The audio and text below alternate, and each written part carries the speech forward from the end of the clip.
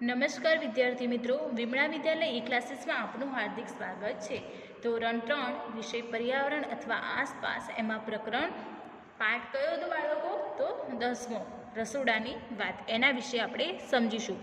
આપણે વિદ્યાર્થી મિત્રો આગળ ભાગ 1 સમજી ગયા કે જેમાં આપણે રસોઈ માટે વપરાતા સાધનો વિશે જોયું। પછી શું જોયું હતું?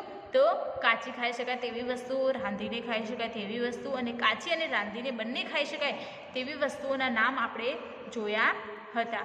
હવે આપણે ભાગ 2 સમજીશું। શું કહે છે? તમે રસોડામાં કે બીજે ક્યાંક રોટલી બનતા જોઈ હશે। શું કહે છે? રસોડામાં કે બીજે ક્યાંક રોટલી બનતા જોઈ હશે।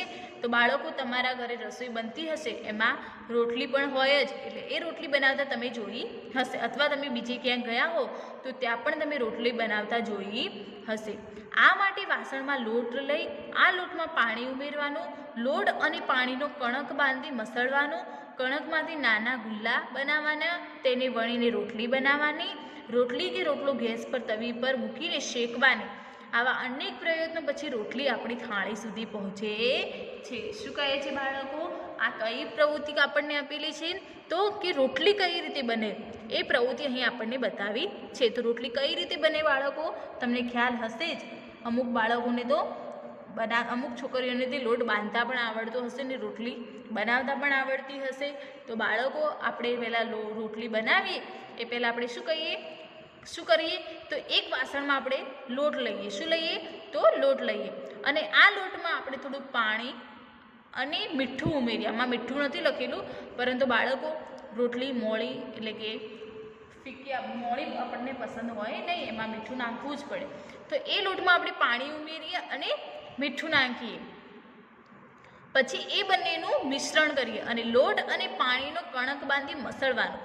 બંનેને ભેગું કરી લોટ અને પાણીને પછી બંનેને ભેગું મસળવાનું, કણકમાંથી નાના ગુલ્લા બનાવવાના। પછી લોટ બંધાઈ જાય એટલે એમાંથી બાળકો આપણે શું કરીએ? તો નાના ગુલ્લા અથવા લુવા બનાવીએ છીએ।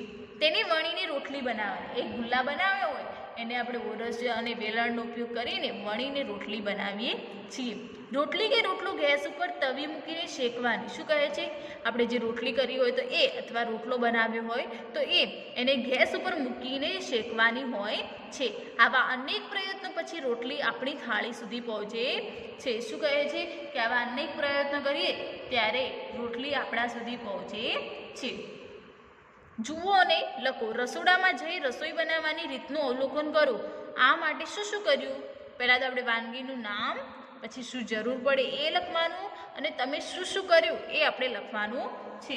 બાળકો, તમને જે વાનગીનું નામ અથવા તમને જે વાનગીનું નામ પણ આવડતું હોય અને એમાં શું શું કરવું પડે અને શું શું જરૂર પડે છે એ તમે લખી શકો છો। અહીં હું વાનગીનું નામ એટલે કે શીરો લખું છું। પછી શું જરૂર પડે શીરામાં? તો બાળકો, ઘી, લોટ, ખાંડ અને ગરમ પાણી। તમે ખાંડની જગ્યાએ બાળકો ગોળ પણ લઈ શકો છો। પછી શું શું કર્યું? તો તપેલીમાં ગરમ પાણી કર્યું, તપેલીમાં ગરમ પાણી કર્યું। પછી શું કર્યું? ઘી વડે લોટને કડાઈમાં શેકવામાં આવ્યો। ઘી વડે, હું શોર્ટમાં એટલે કે ટૂંકમાં લખું છું, ઘી વડે લોટ કડાઈમાં શેક્યો। લોટ કડાઈમાં શેક્યો। ત્રીજા નંબરમાં શું કર્યું? તો ગરમ પાણી નાખ્યું।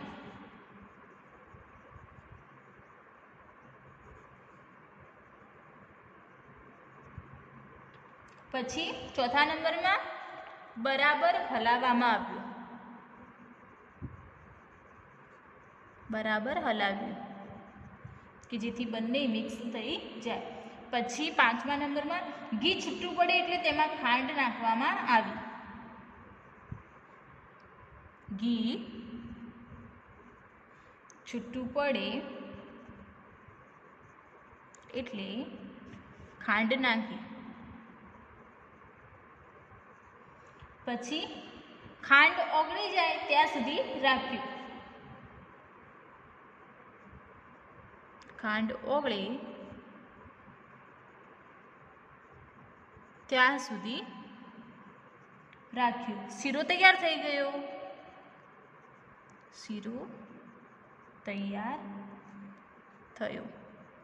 તો બાળકો તમને આની જે આપણે ક્રમમાં જે કરતા જઈએ છીએ, કોઈ વાનગી બનાવીએ તો આપણે એ લખવાનું છે. જેમ કે બાળકો તમે કોઈ શાક બનાવ્યું હોય તો શાકને આપણે પહેલાં બજારમાંથી લાવીએ, પછી એને બરાબર સાફ કરીએ, સાફ કર્યા પછી એને કાપીએ, કાપ્યા પછી આપણે એને વઘારીએ એટલે અંદર મરચું, મીઠું, હળદર, જીરું બધું નાખી અને એને બરાબર મિક્સ કરીએ છીએ અને મિક્સ કર્યા પછી એને ચડવા દઈએ છીએ અને ચડ્યા પછી આપણે ખાઈએ છીએ. તો બાળકો તમારે જે બી આવડતું હોય એનું નામ તમારે અહીં લખવાનું, પછી એમાં શું શું જરૂર પડે એ લખવાનું અને પછી તમે એને બનાવવા માટે શું શું કર્યું એ પહેલી સ્ટાર્ટ થાય ત્યાં સુધીને અંત સુધીની બધી પ્રોસેસ લખવાની છે.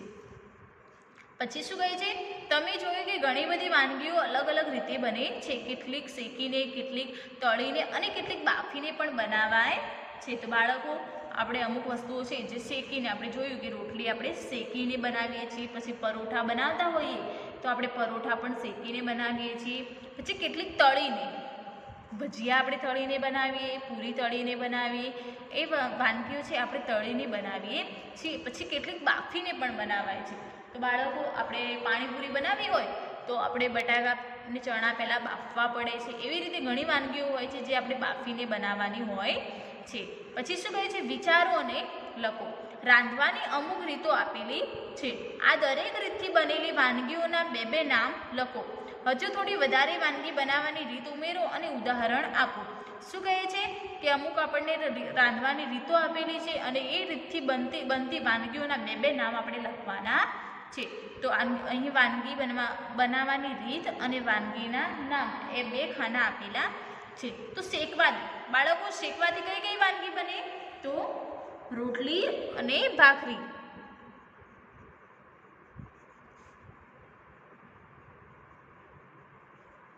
પછી બાફવાથી શું બને, હા બાળકો, તો ભાત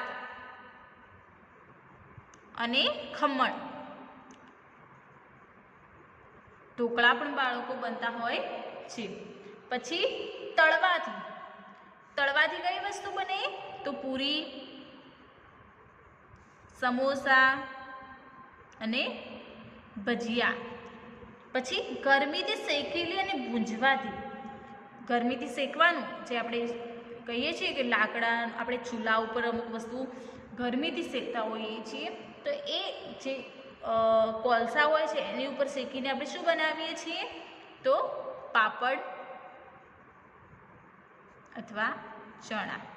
અને આપણે જે મકાઈ પણ શેકીને બનાવીએ છીએ એ મકાઈ ડોળા. પછી આપણે હવે જાતે લખવાનું છે કે વાનગી બનાવવાની રીત અને વાનગીના નામ. તો વાનગી બનાવવાની રીત, એમાં ઉકાળીને શું બને, તો સૂપ અને બટાકા. એ જ રીતે સાંતળીને, તો શાક અને પરોઠા. તો બાળકો તમને હવે ખ્યાલ આવી ગયો હશે કે શેકવાથી રોટલી અને ભાખરી બને, બાફવાથી ભાત અને ખમણ બને, તળવાથી પૂરી અને સમોસા બને, ગરમીથી શેકેલી અથવા ભૂંજવાથી પાપડ ચણા અથવા મકાઈ ડોળા બને, પછી ઉકાળીને સૂપ અથવા બટાકા બને, સાંતળીને શાક અથવા પરોઠા બને છે.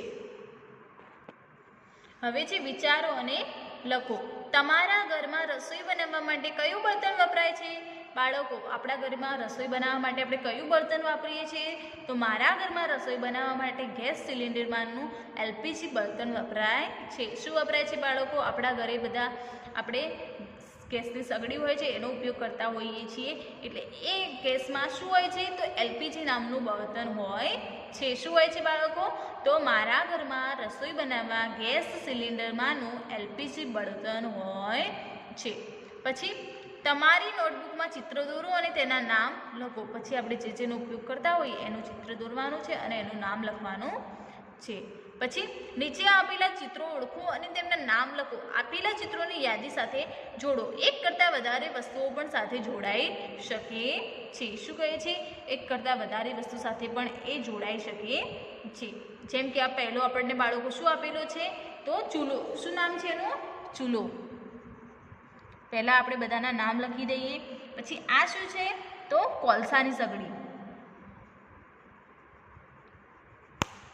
કોલસાની સગડી. પછી આ છે ગેસની સગડી.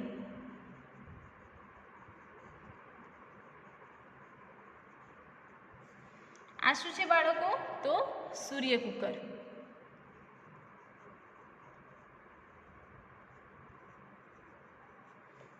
આ તો પ્રાઇમસ અથવા શું કહેવાય? સ્ટવ. આ શું છે બાળકો? તો ઇલેક્ટ્રિક સગડી.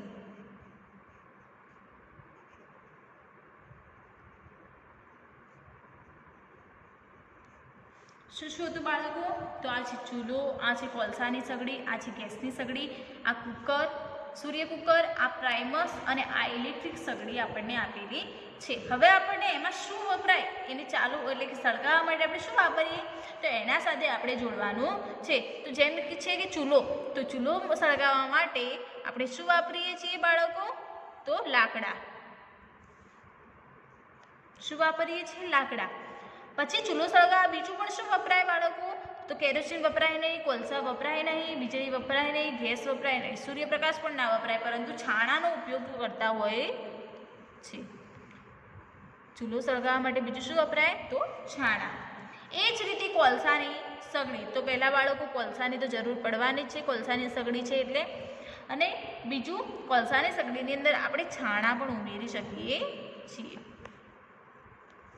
પછી ગેસની સગડી. તો ગેસની સગડી માટે શું જોવું બાળકો? તો ખાલી ગેસ જ. સૂર્ય કુકર. સૂર્ય કુકર માટે બાળકો શું જોવે? તો સૂર્યપ્રકાશ. પછી બીજું શું જોઈશે? પ્રાઇમસ માટે શું જોઈશે બાળકો? પ્રાઇમસ માટે તો કેરોસીન, જે અહીં આપણને જોડેલું આપેલું છે. પછી ઇલેક્ટ્રિક સગડી. ઇલેક્ટ્રિક સગડીમાં શું જોઈશે બાળકો? તો વીજળી. શું જોઈશે? વીજળી. તો બાળકો તમને અહીં ખ્યાલ આવી ગયો હશે કે ચૂલા માટે શું જોવે?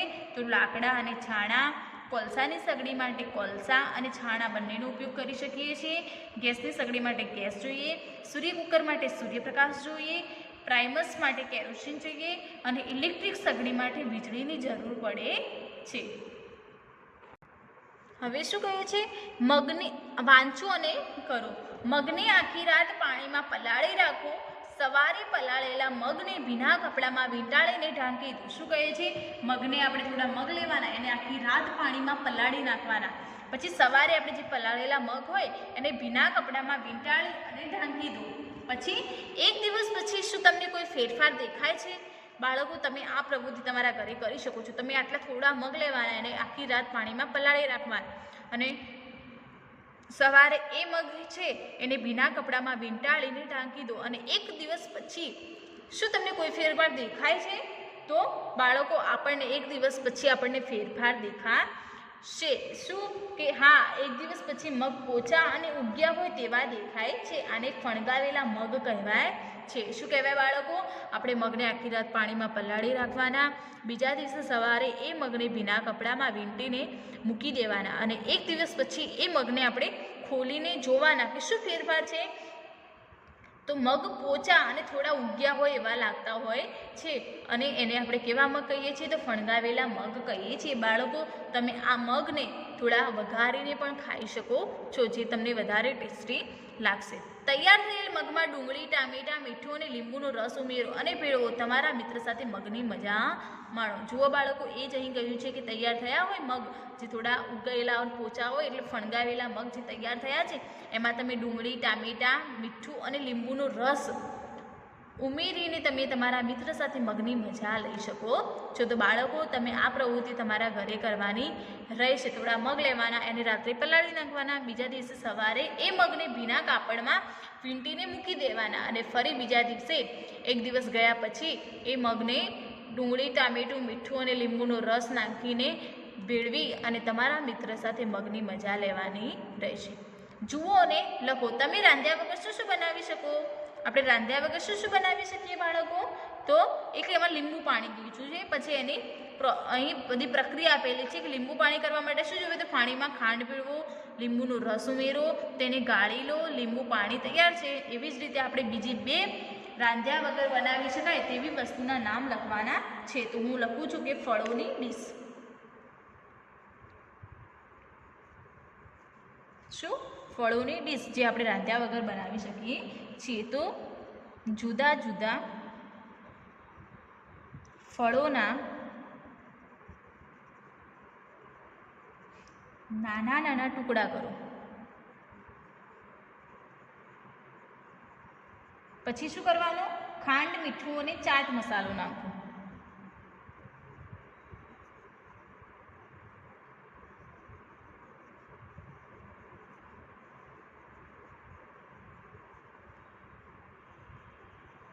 પછી શું કરવાનું? આ બધાને બરાબર ભેળવો.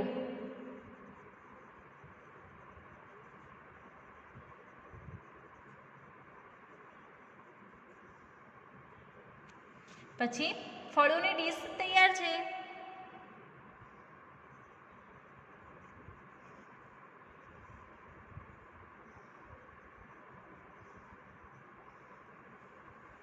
એ જ રીતે ત્રીજા નંબરમાં લસ્સી. તો લસ્સીમાં શું જોઈએ? 1 કપ દહીં,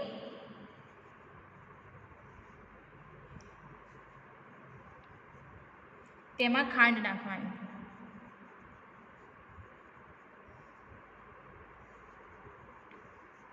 પછી તેમાં બરફના નાના ટુકડા નાખવાના,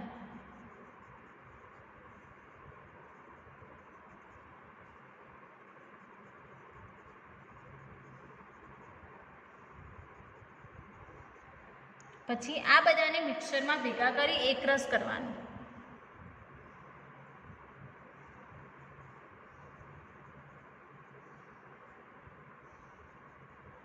મિક્સરમાં ભેગા કરી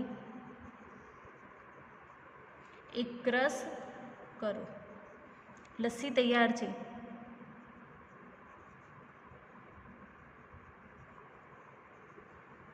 તો બાળકો, તમને ખ્યાલ આવી ગયો કે આપણે રાંધ્યા વગર શું બનાવી શકીએ? તો ફળોની ડીશ પણ બનાવી શકીએ અને લસ્સી પણ બનાવી શકીએ છે. કઈ રીતે?